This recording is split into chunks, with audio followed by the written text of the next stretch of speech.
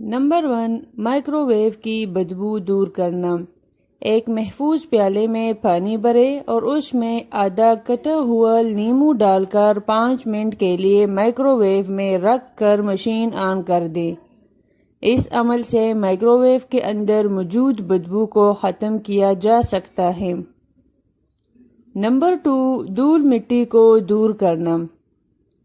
پانی کی اسپرے بوتل میں پانی، ساتھ میں لیموں کے جوس کے 2 چمچ اور کچھ قطرے زیتون کے تیل کے شامل کر لے۔ اچھی طرح سے مکس کر لے۔ مکس کرنے کے بعد 10 قطروں کو روئی سے پاک کپڑے پر لگائے اور اس کا استعمال دھول مٹی سے جمی سطح پر کریں۔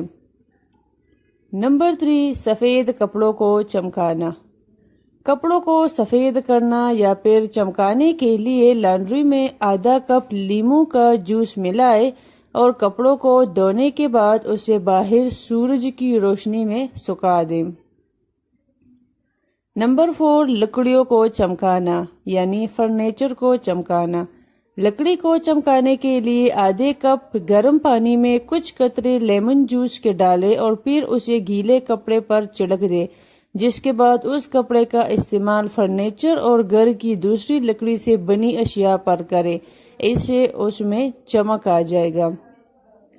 نمبر 5، باتھ روم کی صفائی۔ باتھ روم کے دروازے اور دیواروں پر لگے صابن کے نشان کو صاف کرنے کے لیے گیلے اسپنج کا استعمال کریں۔ نمبر 6، لوہے کو چمکانا۔